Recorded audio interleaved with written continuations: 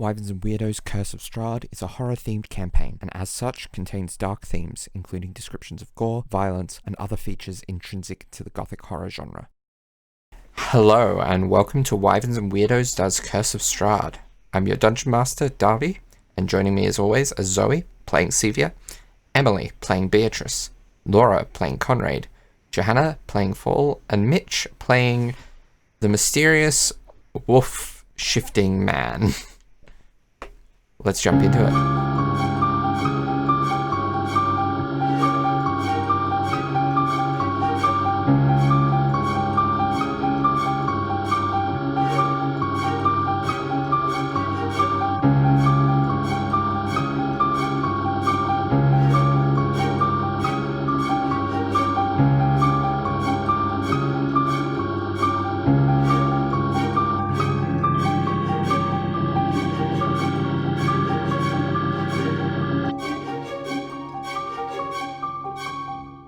So, where we last left off, the party held a funeral for Kazir, and while the pyre burnt,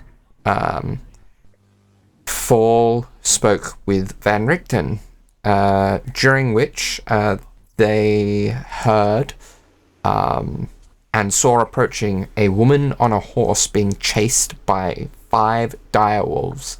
The party began combat, with Sevia getting an early head start for the party with a new trick, a fireball, and the woman on the horse, and Beatrice utilizing bits and pieces to not Beatrice, Fall both. Utilizing bits and pieces to weaken the wolves. They managed to kill one of the wolves, but 4 are still standing, though highly damaged. And where we finished the episode, the mysterious white wolf that had been watching from a distance during the party's entire time around the tower emerged, changing into a figure that was cloaked, covered in different elements of nature, and with, from what the party have seen thus far, a metal arm. And that was where we left it, in the middle of Mitch's turn. Okay. So I'm going to start off my action, as every good action does, with a question to the DM. Yes. Can I, instead of doing an action and a bonus action, can I just do 2 bonus actions? The bonus action is slower than an action. Okay, no, that's fine. Unfortunately. That is okay. In that case, I'm going to, I guess, just point at the closest wolf, which is, about 40 feet away? Considering you moved forward with your wolf speed, probably about 70, I'd say. Okay, that's fine. I'm going to extend my hand, and from my hand, a spectral, almost like ghostly skeletal hand shoots out towards the wolf and attempts to grab hold of it. I'm essentially casting Chill Touch.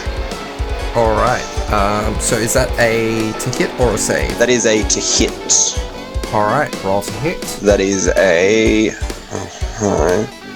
15. 15, okay, that hits. Okay.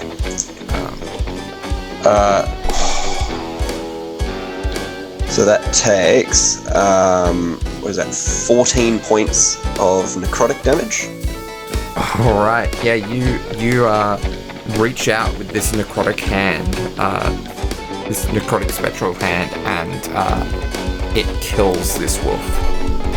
That is enough damage to finish off another one of the wolves. There are still 2 highly inflamed and 1 singed. simmering wolf left. And that will end my turn. Yeah. Sevia, it's your go. She is immediately like, who? What? Ah! At this giant of a person who just shape-shifted from a wolf. And she is at a...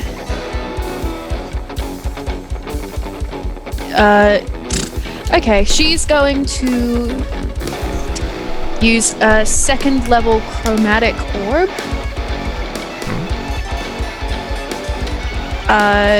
Which... Oop. So, she's like, looks at this new guy, but sees him kill a wolf and is like, okay, this is something we unpack later. So she's going to, say the words, move the hands. That's a 19 to hit. 19 will certainly hit. And then chromatic orb at a second level is 4d8. Yeah, she certainly is choosing to do fire damage because that's just a shtick. That's her thing. At this point, and also I have all these fire dice. Those are D100s, not D8s. I'm doing amazing. So which one were you aiming for? The I'll aim the less damaged one or one of the other two? the one that's closest to the woman. Okay. Oh, Yeah, so that's probably the less damaged one at this stage. yeah. Oh, oh wait, no, never mind. Sorry, I thought I got to hit more things at a higher level. It's just more D8s. Yeah. Okay, so that one is going to take 8, 9, 10, 17 points of damage. 17. That is enough to finish the job of incinerating this direwolf. And then she's going to look at this man and go, "Who are you?" Alright. He doesn't have to answer, Yeah. because we're fighting. She just wants to get it out Beatrice. there. Beatrice, this is your go. There are two direwolves about 80 feet away. Yeah. Also, quick question to the Baron. Yes. I can use the sneak attack extra on when I shoot the bow. Yes. If you On the can, first- if it either has an ally of yours within 5 feet of it, like if the target has an ally of yours within 5 feet of it, or you have advantage on the attack. Unless there is something, unless there is some other special ability that enables you to do that. Nope. But Not yet. But as you're only a first level rogue, yeah, you don't have anything yet. That's all good. I'll just shoot it with my arrow again. 16. 16, that certainly hits. Ooh, and 10. 10, that takes out another one of the direwolves. There's only one left standing. Can I use my bonus action as well? Only if you're using, yeah. Yeah. All good. Alright. And then the woman on the horse is going to,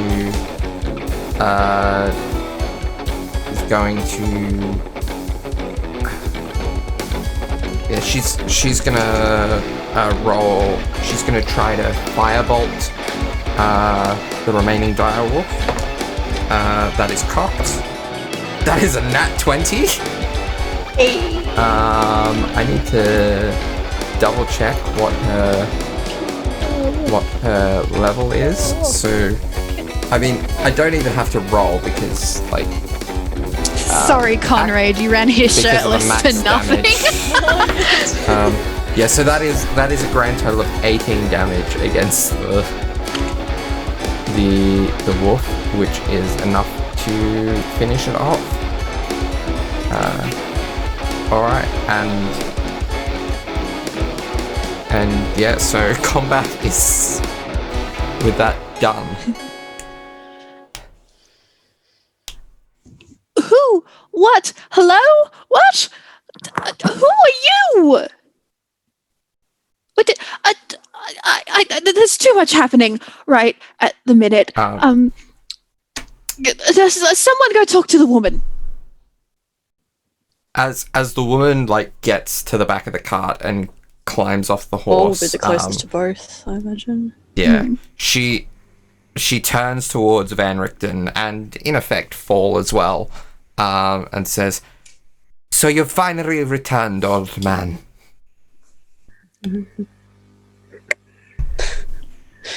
Darby says as he drinks a drink, so he cannot respond. Talking to his own character. Van Richten just Van Richten just pulls out the sick tankard. It's like, just a moment. Goodbye. Esmeralda?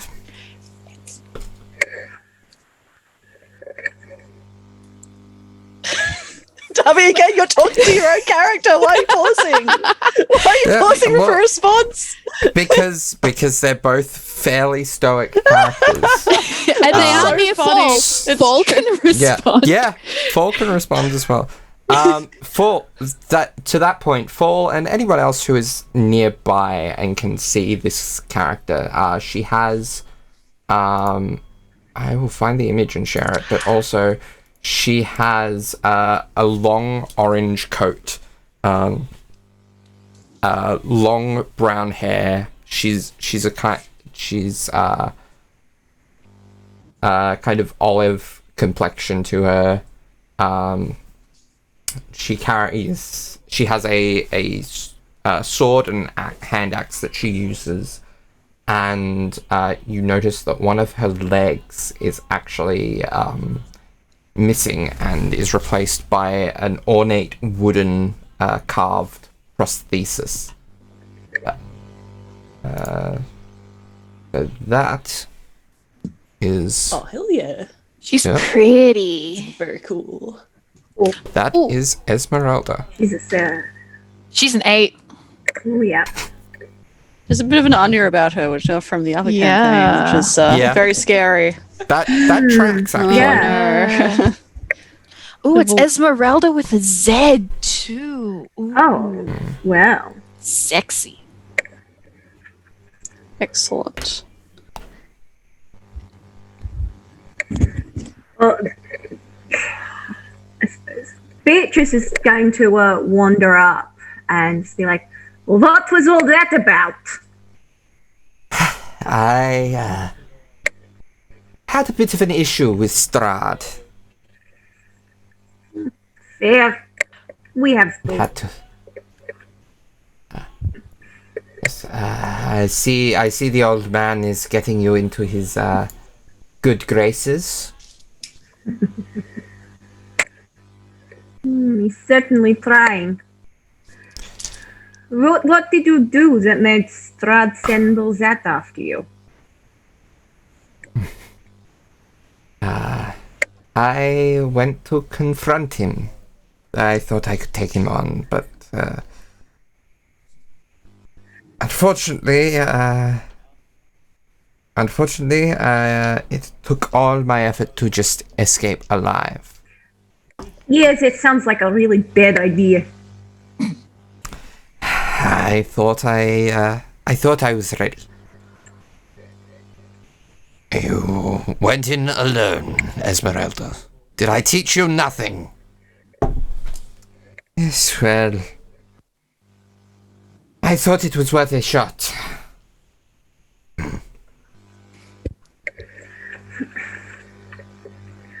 So, Full goes to Mitch's character. Why did you just jump in right now? You were trying to protect me? Why? So I'm going to turn back to the forest where I came from, stick out a hand and say, "Stay where you are," and then turn back around to Fall. Say, "Please, do not be alarmed. I mean you no harm." And I go to, raise my hands to my hood and draw it back, revealing a skull crafted entirely from metal and wood, with green eyes that are studying you and also everyone else in the party. Okay. You have an interesting visage. Thank you. So when you were pointing at the forest, are there more? Do you have more allies over there? I do. They are not needed currently. Whom is in the woods with you? What is your name? Actually, I apologize. I have come at an awkward time. My creator refers to me as Designation 42. However, you may call me Eggsley. Eggsley. Eggsley. Okay, as a player, is that like Eggsley or Exley? Eggsley. Nice. X. Okay, it's nice to meet you, Exley. You've been watching us. Why? I had to determine whether you were a threat and if you needed to be removed. You are not. Definitely not, no. Why would you think that we need to be removed? We're just travelers. That is correct. You are not aligned with the one who calls themselves Strahd. And No. that's a good thing for you? It is a good thing for you.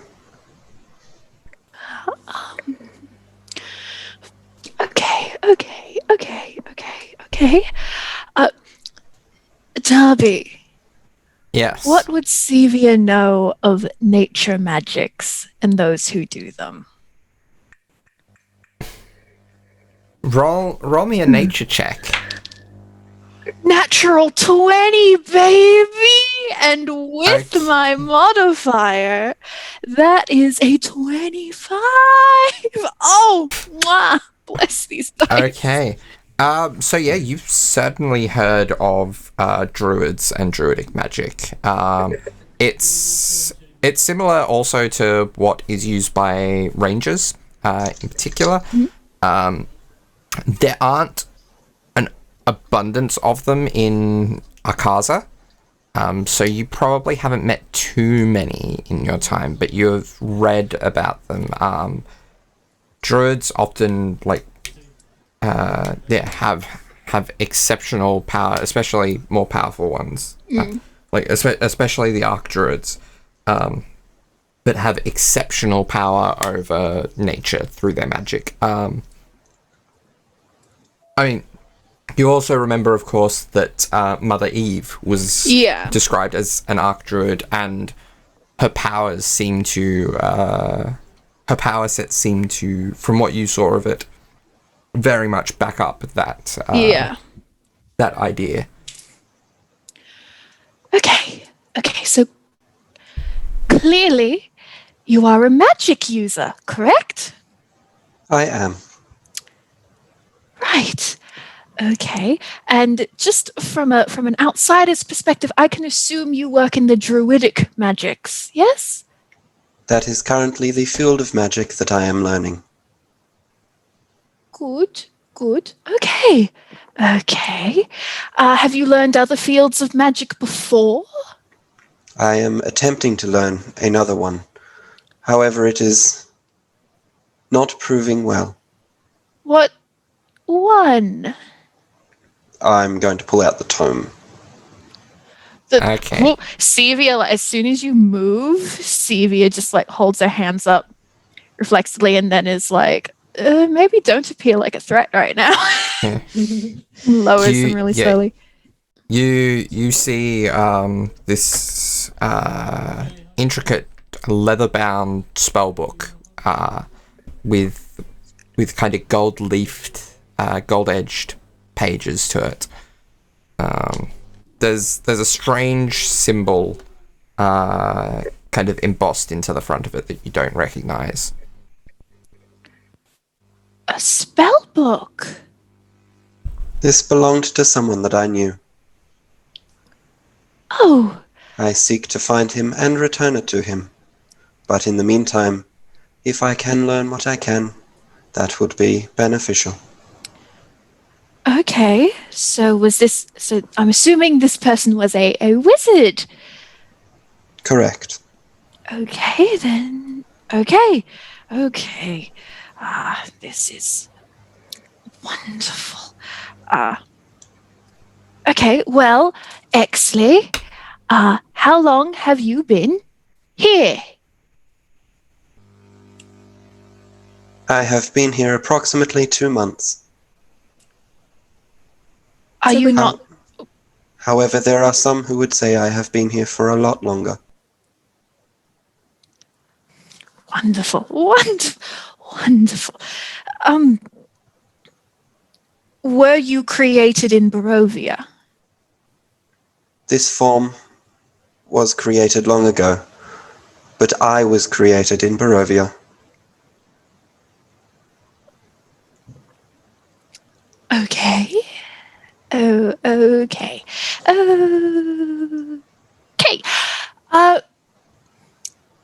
Well,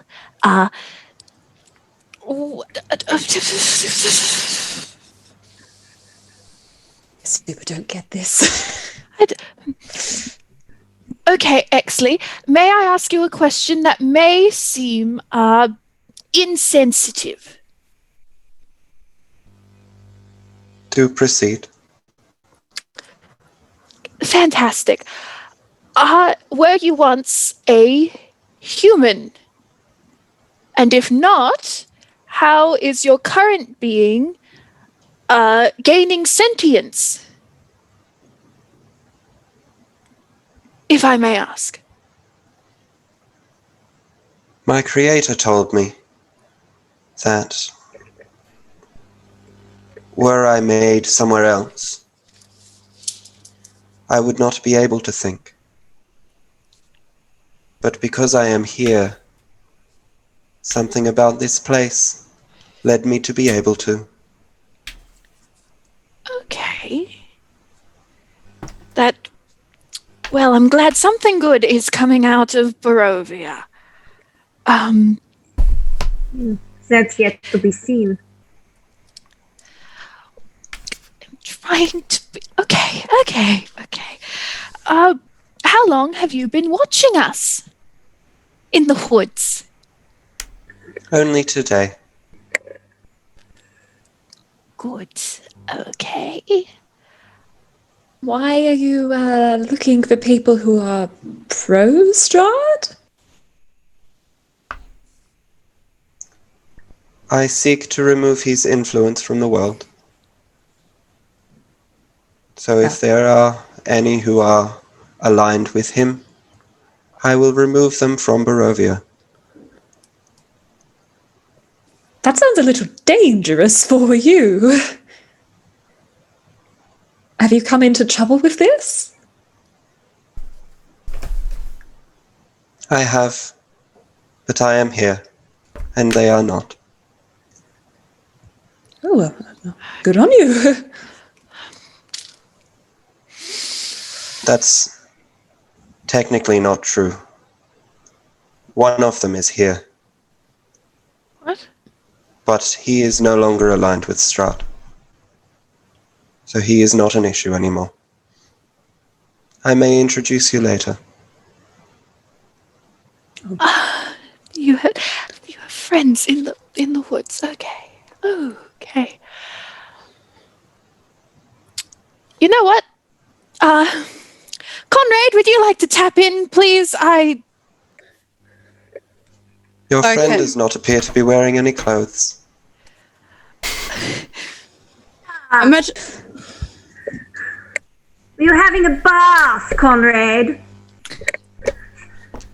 So because this conversation went on for an incredibly long time, this space of time, Conrad would have walked in, seen everyone doing combat, and then the combat being resolved, and then talking to this robot guy and being like, okay. And he would have walked back to, be like, cool, all right, walked back to the riverside, gotten his things. His shirt's still wet, so he's just got his cloak slung over his shoulder now. By this point, he's like, yes, well, I thought there was difficulties, but clearly that's not an issue. I was just washing the shirt of the blood. Yes, well, okay. So what exactly... WS, I presume Conrad hasn't seen what Exley is before in his home. No. No. No. Yeah. Well, okay, so you're some kind of construction, yes? I was once, but now I am more. Okay. I suppose that's not surprising in this place. You've all been having a wonderful grand chat. Excellent. And he'll just walk up to you guys finally, I suppose, as well. Okay, good. So what is state your business? Why do you linger here now? I am trying to determine whether you are posing a threat to this area or to Strahd. You would prefer. Yes, good. Be quiet, Sevia. I'm talking now. Yes, we are not an immediate threat to this area, no. To Strahd, yes, quite probably. That is good to know. Good. I am in need of assistance. Excellent. What sort of assistance are you seeking? I must return this tome to my friend. He will be beneficial in the coming rebellion.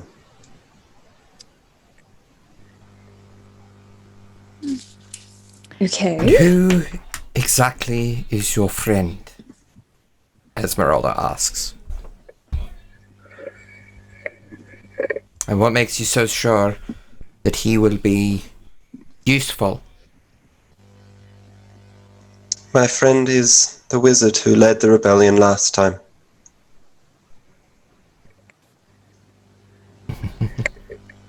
So he is still alive. I believe him to be.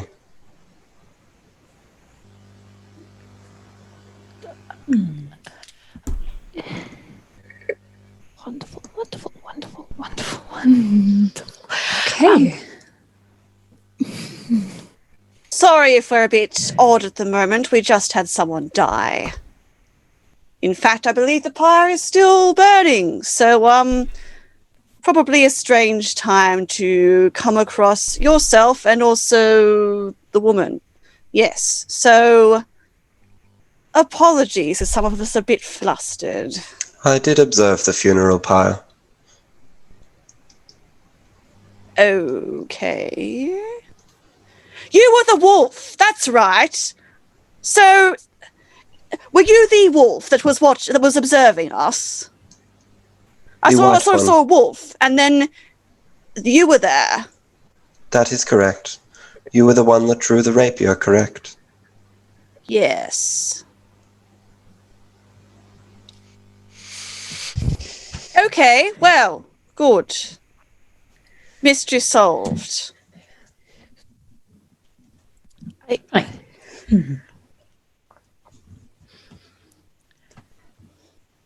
So, Rudolph, I guess there is more of a rebellion than you thought. At least there's this person and a wizard who failed last time. Guess there's more chances. Of course. Now, you mentioned before that your friends might recall the words of the prophecy you were given. Oh, yes. Can anyone say that? I only really got the gist of it, I'm afraid. Yes, Maybe some extra ears can help to enlighten. I know it. Do you want me to read it out? You can do whatever you want. You can read it out, you can paraphrase. Well, The first bit was about how knowledge of the ancient will help us understand our enemy and where to look for a wounded elf who will part with treasure to see his dark dream fulfilled. There's a powerful force of good and protection, a holy symbol that we must seek behind the sun in the house of a saint. I think we thought that had something to do with the bones, but I don't think the bones brought anything good. There's House of a Saint sounds like the Abbey of St. Markovia in Kresk. Okay. Go on. There's a source of power and strength, a weapon of vengeance, a sword of sunlight. The treasure is hidden in a small castle beneath a mountain guarded by amber giants, which just sounds delightful. And then that would probably be the Amber Temple. That, of course. Yes. And then a Muintir wanders this land alone, searching for her mentor. She does not stay in one place for long. She will be at St. Markovia's Abbey near the Mists. I think you're working on outdated information, if my hunch is right. What? We got this yesterday. Yes. You started reading. She does not stay in one place for long. Conrad looks at the woman that's with us. What is her expression like right now? She has a kind of bemused look to her face. He looks from her and looks to Sevia and just rolls his eyes at Sevia specifically. You? I think for once, in this place, fortune seems to smile upon,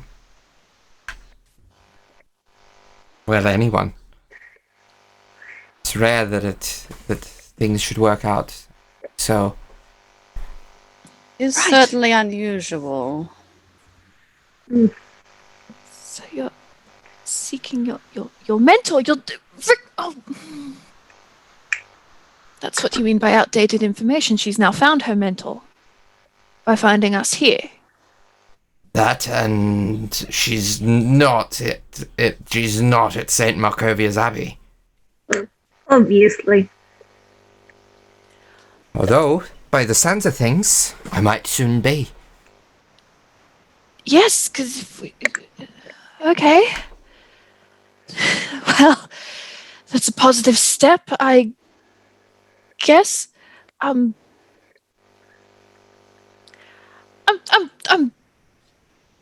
sorry, what does this have to do with our new friend here? He seems to be on an entirely, not a separate mission, but I don't... Yes. It's not tied into the prophecy, by the sounds of things, unless you have more to read. No, just... Yeah. The clouds, the winds, the lightning, the ravens...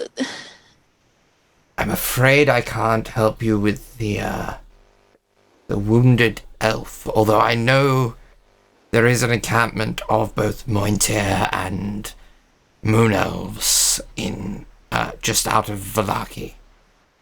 Conrad leans into Beatrice, is like, well, I suppose we can arrange for one of those elves to be wounded if we need to fulfill the prophecy, eh?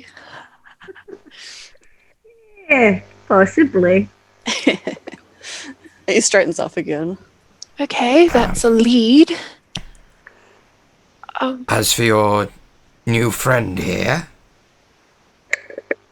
perhaps it is a separate element of fate that brings him to you. Right. Well, someone that is quite tall would be very useful in our party, as it were, if you would deign to join us, or we can strike some kind of bargain. Exley, I believe it was, or designation 42. I will respond to either. Okay, 42. Will you join us? It seems our goals are aligned. Excellent. Excellent. Well, that will be very convenient then. Good.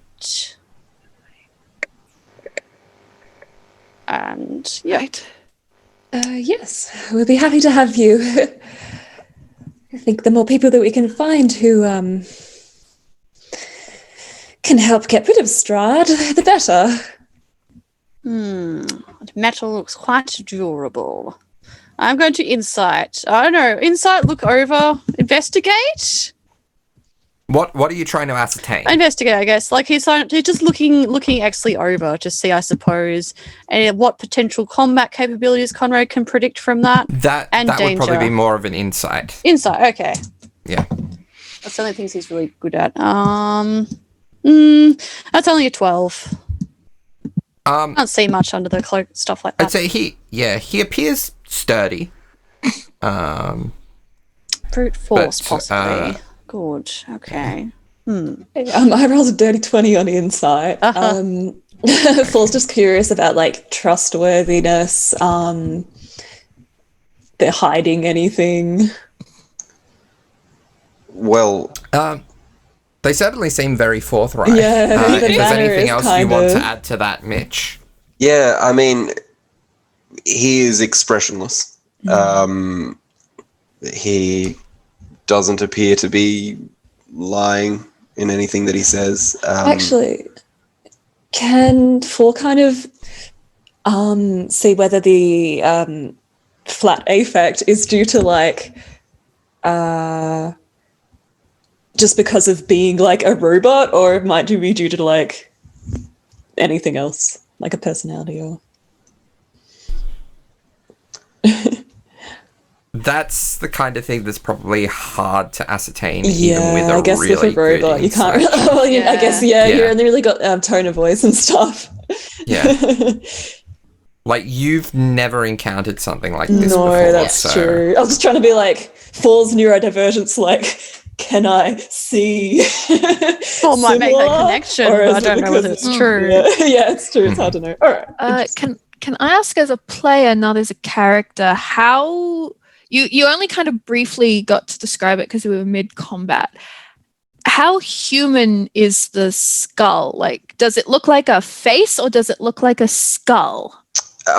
So it sort of looks like both, kind of neither. There are definitely, like, there is a rigid jawline. There's no musculature at all, but there are separate metallic and wooden bones, essentially, that kind of work. There are periods where, say, if their mouth is moving, you can see through certain gaps into other mechanical compartments. Yeah, there is a definite face, but yeah, But it's more of a functional skull. okay. So it's not like he has eyelids or anything like that. There are eyelids, but they're like Okay. metal sheets that Okay. essentially go down. I'm just wondering how humanoid the face looks, like, 'cause- No, and yeah. how like off-putting that therefore is. Fair. You know, Yeah, especially because I am the person who's going to have to draw this. fair. I'll give you a more in-depth. Yep. description. Cool. But also, like, Sevia is like, not without making a check, is like gauging, because she both does not want to interact with you and also is endlessly fascinated by how you work. Oh my god, she's so curious. Yeah. Okay, cool. So you have a face, but it's kind of scary. I have a face. It's sort of scary in a way. Yeah. Okay. Cool.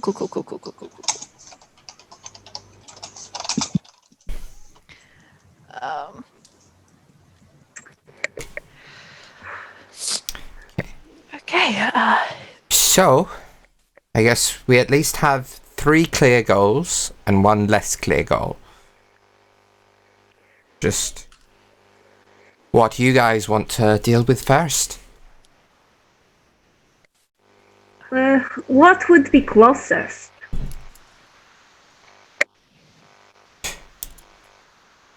Well,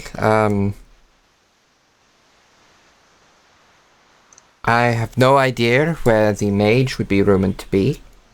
But we're probably roughly equidistant from Valaki and Kresk. Which is how far Probably- exactly? How much by... We're not going to get there by nightfall, I'm presuming. We might just get to Kresk by nightfall if we went that way. Be a little riskier getting to Valaki. Okay. You mentioned there was a church in Kresk that we might want to visit. Yes, the Abbey of Saint Marcovier. I will say, the other definite goal, the Amber Temple, that is way too far to get to this time of day if we're gonna try to get somewhere by nightfall. I feel this will need to rest before we travel on anyway. So if we started out first thing in the morning, would we get to the Ember Temple by nightfall? Possibly, if we're not waylaid too much. I suppose we'll be travelling mainly on foot after all. Well, this cart is mine, and she says, what does she say? Where is this word? Where is this word? Thinks in her head. And she says, Arvesh. No, that's a sec. Drovash. And you see a pair of quasi-real draft horses magically tethered to the wagon appear in front of it. Oh. Interesting. Nice horses. Well, I mean, if we have to just keep going, there's no point staying around and worry about things that have just happened, I guess, isn't there? That we should just set off to the next adventure. That's obviously what we're all deciding to do, isn't it? Of course. This is the rational Of thing. course, it is up to you. Time does appear to be of the essence. I will remain here and continue my research. Fine, all right. Well, Rudolph, your magic, you have a way of drying this shirt, yes? I need to get these things dried again now. If we're going to be setting off right now. He thinks very long as he checks his stat block. That is not within my Oh, of course it's magical not. capabilities. Great, I'll just... he just starts wringing out his shirt, grimacing the whole time. Sure. I suppose Cress is the best place to go to first then. Esmeralda interjects, Conrad. And she uses prestidigitation to clean the shirt. Oh, my word. Yeah. Interesting. Well, thank you. He'll chuck his shirt back on again and then start to try and... What was that again, bird lady? Well, suppose Cress is the best place to go to first. We go to Kresk is certainly closest. What were your names, by the way? We got yours is 42. I am Beatrice. Beatrice. Alright. The nervous one over there with the blue is Full. Yeah, still working Right. on the moniker. The girl is Sylvia. And the stuffy shirt is Conrad. Noted. I, as was said before, Esmeralda Davenier. And yes, I guess I look forward to working with you. Right. Well, all right. We're best. You don't at least have rations or something here, Rudolph. If we're to set off right now, that you can share with us. I unfortunately do not. We still have rations from the forest. Good. So, maybe we can find somewhere reasonably priced at some point. There are a couple of rations in Gazir's back. Well, I suppose they won't be doing you much good now, will they? We might as well take those for the trip, then, I suppose. Great. Good, all right. Well, it's better get our things ready then. We can eat on the cart then. Sevia's been like very quiet this whole conversation. She's going to look at Exley again and then just kind of square her shoulders. She's going to go over to where Kazia's bag full of all his stuff is, and then pick it up and then just go stand by the cart and wait. Okay. And she's also got her bag, but bag that she shares with Fall, so she doesn't have a lot. All right. So, Celia can have her own bag now, can't she? yeah. Oh, Oh, yeah, true. So considerate of Kazia. And a proper Excellent. blanket and everything. I guess also Conrad is going to go back to, like, I'll be back in a moment. He's going to go and grab the rest of his stuff from the riverside that he All right. left there. And then while you guys are getting ready, I guess, he's just going to potter a little bit out, a bit further away out into the forest. And then he's just going to, like, just do a little bit of, like, with the dagger, just like a bit of, like, I don't know, wailing on the tree, I suppose, briefly. Yep. And then he's like, okay, yep. And he, like, turns around and stomps back to where the rest of you guys are. Mitch, is there anything he would see in the forest? Yeah, I was just thinking that. Oh, no. Conrad, roll me a perception check. Okay. Oh, thankfully that's not very good. That's an 8. That's probably good. Yeah. No, you don't see anything. Right? That's very good. Excellent. All right. Cool. Sevia, in the process of getting ready, if you took the time to just have a glance over that scroll to decipher it that Van Richten gave you, you would determine that it is a scroll of protection from good and evil. hey, nice. Exley is going to go up to Fall and hopefully the rest of the group, but addressing a question to Fall. Yeah. When I was watching you from the shadows, I noticed that you were emotional about your dead friend. Is it the dead that make you sad, or is it death itself? That seems like a weird philosophical question, to be honest. I think both. I didn't know him very long, but I didn't want him to die, and I really don't like death. I don't know. Why do you ask?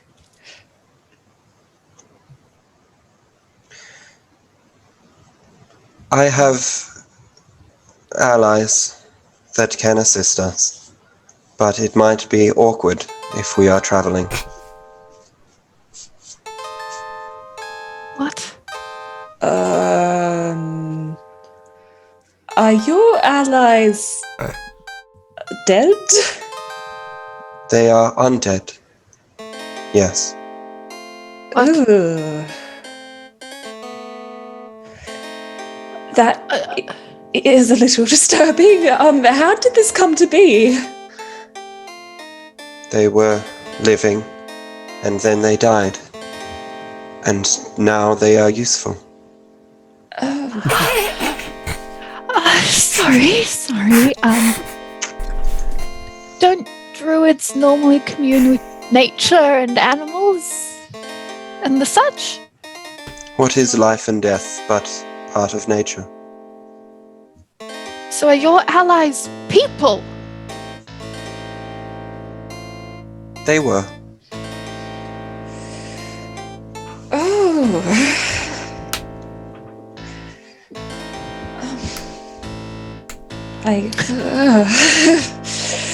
I guess it's very logical, you know, and death is inevitable and all. I don't think I'm going to enjoy seeing that, though. Where are your allies? Step forward, and I raise my voice and talk to the forest. And stepping out, or shambling out rather, you see two humanoid figures with flesh just sort of dripping off their bones, just sort of shambling forward. And then behind them you see two just fully skeletal figures, with all of them armed with short swords, and the skeletons have short bows as well draped over their back. Everyone looks They very step maudlin here. Oh God, what's that? the flesh. Well, prepare your weapons. We better. I guess, They are perfectly harmless. I guess this could be useful. They have been in the past. It's certainly interesting. They under your command. They are. You there, do a twirl. And I point to a zombie, and he slowly shuffles around in a 360. Conrad looks a little bit too delighted at this revelation. Beatrice is quite kind of pleased as well. Swirls around and grins at Exley. Can I roll to see if Sevia just straight passes out? Yeah, roll me I guess a constitution saving throw. Okay. Ooh, bad. Oh no. How bad? 5. 5. Yeah, you faint. Oh no, Sevia fell down. Now, I'll catch her, I guess. Oh no, My Sevia's dex. falling. You better catch like- her, someone. Okay, so when the undead came out of the forest, she it did what you normally would expect her to do around dead bodies, where she completely just went fully stiff. And then as soon as one of them did a twirl, she just... Fall's just kind of like disgusted and like, but then like sees this happening and just like probably like just before like grabs an arm or something. Roll me a dexterity check. Oh my god, yeah, that's a good point. drop her to the floor. You yeet Sevia instead. Oh shit! All right, that's a nat 20. That's a 24. Yeah, so you catch her easily. Yeah, all right. My training kicks in and I like grab her. I don't know. well, if they're going to be traveling with us, she might have to get used to it. What? I get used Going to to it. have to get over it. Yes, you'll have to get over it. Yes. I understand it might be odd, but they are very useful. I'll say this is fantastic. I'm sure they are. Can they fight for you? They can. Do they fight for you? They do. 42. You will be a wonderful companion in our trip. Thank you. Excellent. Excellent. Wonderful.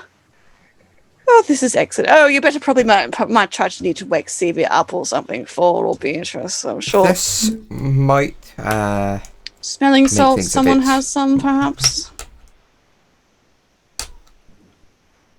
this might make things a bit difficult as far as fitting everyone on the wagon, but I'm not sitting next to one of those. although to be honest, we were probably at a bit of a stretch to begin with. 42. Can you... The thing you did is to turn into a wolf. Can you be a horse? I can transform into a warhorse, yes. Okay, I think between Even the cart better.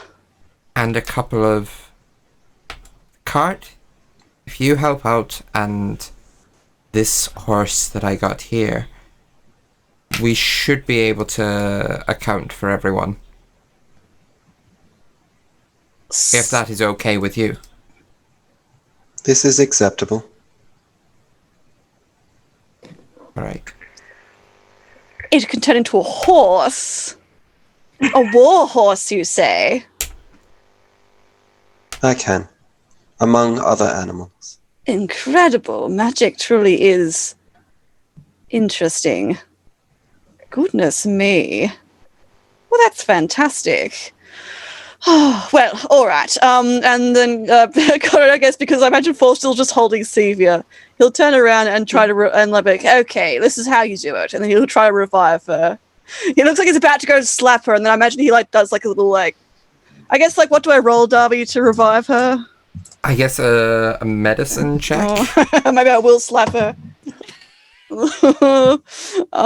Break her glasses. That's it's a 12. 12. Okay, yeah, CV, you come too. I had the most terrible dream where undead were twirling around. Corinne's like, No, that happened. That wasn't dream. No, let's face the cart. I They're twirl also- around. So, They're also coming in cart with us. Oh.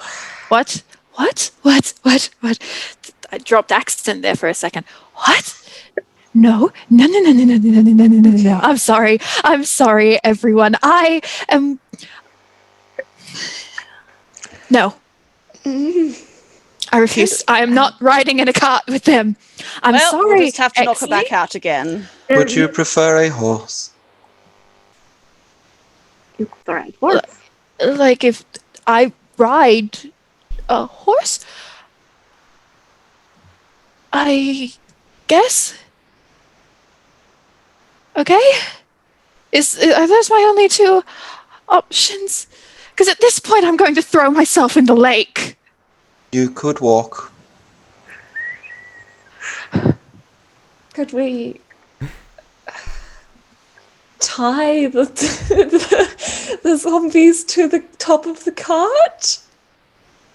It would be very threatening to everyone, I guess. It's true. Unless the zombies ride you, if you can turn into a horse. Well, That is a waste still of leaves walk. my skeleton friends. Well, I mean, they're just skeletons. I'm sure Sevia can handle a little just bones. I will ride the horse. Alright, will so how... also ride the horse. Okay, so Fall and... Which of you is going to take Exley as a horse? Well, I think Sevia said she's going to, so there's no Okay. choice. There's Okay. probably room for two if you like squeeze up. Yeah. But that's Yeah. I guess neither of you are really particularly big. So... No. Yeah, A you small. could... Do I need to roll Yeah. anything Yeah, I'm like gonna animal assume you handling? can- I mean, if you're riding on Exley, no. I will just mean- control the direction. Yeah. I just mean in regards to, like, is she going to try and get up on the horse and immediately fall off the other side? Please do. I guess roll me animal handling. Oh, dang. I rolled a 5. Okay, animal handling, I have a 9. Or 9. Yeah, you both struggle to like to get into. How do we It's like onto- occasionally you manage to get on like one at a time, but then the other person trying to get on knocks the other person off balance, and Conrad looks Benny delighted. Hill music. Yes. Beatrice will just laughs. Now, So before that happens, I do command my 4 allies to jump into the cart. and stay there and await further instructions, and then I transform into a warhorse. All right. So I can. So if they're sharing 42, you two have the option of. you two have the option of either the cart or this horse here. I'll take the horse. I actually can ride a horse. I'll ride in the cart, and Beatrice will get into the cart. She'll sit. Now, Good girl. one thing of note, and Esmeralda does tell you this: the only way to get into the cart, the way you get into the cart, is not through the regular doors. Those are booby trapped. The way to get in and out is through a hidden trapdoor in the undercarriage. Nice. But she'll get in, and she'll immediately she'll sit on the opposite side to the fleshy boys. She doesn't mind the skeleton ones, but she's a little about the fleshy ones because that's what took her down last time. That's fair. Yeah, true. Jeez. Yeah. I forgot about that. Well, she fought a zombie and nearly died. Sorry, Beatrice. Oh, It's okay. Alright. She's a big girl. So is this a real horse or a spectral horse that the Conrads get put dibs on? This is a real one. This is the one that she rode. Excellent. Yeah. So Conrad will approach it and be like, excellent, all right. So size it up. And okay, any sort of riding tips for the horse? It's a horse. You said you know how to ride a horse? I know, but every horse is different. Okay, well, fine. If I'm honest, I stole this one trying to get back here. I see. Well, very well then. Okay. And I don't know. Yeah. So roll me an animal handling check. Just one moment. I'll just roll it. It's not working. So 15. 15. Alright, yeah. You easily managed to mount and start riding the horse. Excellent. She makes it go around a little circle and do a bit of a show off, sort of prance around. Excellent, good. This is a fantastic horse. Good theft. Glad you like it. So, what kind of pace are you taking as a group? I'm not Guess sure. we just try and keep up with the cart. Yeah, Yeah. I do not think we are Sevia or Fall are in control of Yeah, this. we have no say in this It's matter. up to Exley. I will say, once Conrad's got a handle of the horse that he's riding as well, he's going to just kind of prance around, do a lot of show off maneuver type stuff, and sort of dash ahead and then come back, and then he's kind of enjoying Nice. himself quite a bit. Okay. Exley just Very stands smug. stock still and just stares. Doesn't take in any of what's going on. Just I feel no need to show off. That's I feel like Full will say, Exley, can you talk in this form? I say nothing. Full waits for a very long time and is like, oh, I guess that's a no. I guess I hope you're right with this weird situation. I guess the question for Sevia and Fall is which of us is at the front of the horse and which of us is clutching desperately to the other behind them on the horse. I know Fall is bigger, but Fall also has more anxiety, so I'm just I feel like wondering. because I rolled worse, I tried to get on first, I fell off, so I'm in the back now. Okay, Yeah. cling into little 5'4" Sevia. Yeah. Okay. So I'm also assuming because you're a druid horse and not a horse, you don't come equipped with a saddle or reins or anything. So I'm assuming Sevia is just holding on to your mane. Yeah, Probably not, yeah. This is bareback. Yeah, as much as you're a war horse, she's like you do not come equipped with all the accoutrement of a war horse. So yeah, she's holding on to your mane. What color horse are you? Are you still white? Probably white. Yeah, if I can flavor it that way, it'd be a white warhorse with silvery mane and still the piercing green eyes. Okay. Sevia's holding on to your mane, and she's like, right. Well, let's go then. But I'm assuming Exley will not move until the pace is set by everyone. Exley waits for the cart to move, and then we'll go. Yeah. Stevia was Okay. saying it less as a command and more as a just, well, Yeah. this is So our day. Are the two individual horses going to be behind the wagon or in front of the wagon, or one behind, one in front? Oh, as I described, like Connor is fucking like he's like lancing around in front of it, like he's enjoying himself. He's showing off, so he's at the front in a sense, Okay. but he'll then like orbit around the entire group and then like keep cantering around. I don't know, slow down to a trot when like to try and keep pace with it, and then dash off somewhere. Yep. And Exley? We keep a steady pace right behind the cart at the same distance the entire way. Okay. All right. So about 20 minutes into the trip, about 5 minutes after you get back onto the main road, about 10 minutes after getting back to the main road, you reach a crossroad. Another crossroad. No, it is 5 minutes. It's ambiguous. Yeah, about 5 to 10 minutes. So you see a weather-worn signpost next to the road. 3 arms of the sign point along the 3 branches of the road. The arm pointing north reads Kresk, and through the woods you can see an arching stone bridge spanning a river.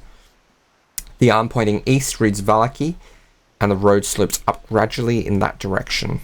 The arm pointing southwest reads The Wizard of Wines. The road slopes gently downward in that direction. And could I get someone to roll me a d12 and a d8? Is Joanna gonna do it? I got 3 on the d12. Yeah. I cannot find my d8. Oh, there we go. And 5 on the d8. So 8 totals. So,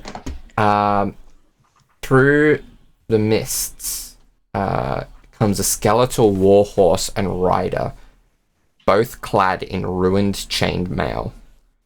The skeletal rider holds up a rusted lantern that sheds no light.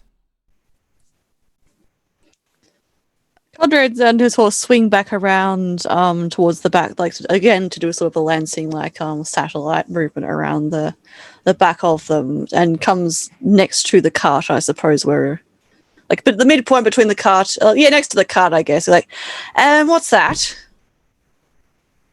It appears to be some form of undead. It doesn't seem threatening at the moment. Okay. So, Good. Come on, I specifically rode out here so I wouldn't have to see undead. Why? this is Barovia. Hi, sir, just passing through. We're not a threat, just, traveling.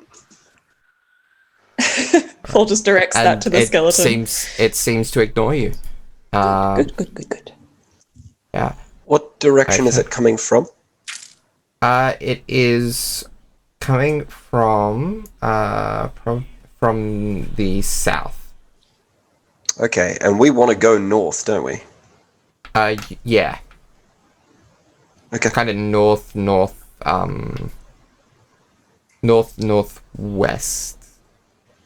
we Well, have enough room to get around it? Yeah. might want to pick up the pace regardless. Yeah, you come across the path of the skeleton, and each of you maneuver around each other on the road. And other than it being kind of creepy, that there is a skeletal rider upon a skeletal horse, things are otherwise normal after that. The entire time under her breath, so Fall can hear it, but the horseman can't. Sevia's just going, I hate this, I hate this, I hate this, I hate this, I hate this, I hate this, I hate this, I hate this. Seeing as you hate it so much, Fall, Sevia, like, could I gives you get a you to pat on roll the me a shoulder. d20 Oh no. as you travel for another half hour? Okay. That's a 6. 6. Okay. Okay. Yeah. So the next half hour or so of your journey goes without any real incident. And then, so that's been about 50 minutes. Oh, that's been about an hour actually. And then after about 10-15 minutes more, you reach the outskirts of the village of Kresk. Can I just, whilst Yes. in the cart alone with these creatures, Beatrice is gonna sit there within like the first half an hour and she's gonna look at them, and then she's gonna be like, "Hello." Okay. I don't think he said you had names. And then points at one of the skeletons, like, your name is Jangles. And then points at another one. So, the other one, you're Clack. And then looks at the fleshy boys. He goes, you're Squelch. And you're Squish. Very, very, Kenku names. Yes. And she's just gonna like have a conversation with them, but is going to pretend to be them. And she's not gonna talk about anything in particular. She's just gonna be weird. That's so cute. Is she using like different voices for each of them? Yes, she is. Can we have examples, please, of their voices? So how was your day today, Clack? She's gonna be like, well, we found you fellows, and we were waiting in the forest being creepy. And then Jangles is gonna be like, yes, we were having a great time just watching you. And then, well, Squish, what do you think about everything that's going on? Yeah. I'm just gonna continue on like I want to hear Squelch's voice. What is Squelch's voice, please, Emily? Squelch is gonna be like, well, I think that it's kind of a little bit weird. And you don't really seem to like us very much. And yeah, so like the entire trip from the tower to Crest is just gonna be Beatrice. She doesn't even know about the skeleton horse rider. She's just... She's having too much fun. I love it so much. Okay. So, that was good that happened, because that gave me time to double check some notes here about Kresk. The road branches north and climbs a rocky escarpment, ending at a gatehouse built into a 20-foot high wall of stone, reinforced with buttresses every 50 feet or so.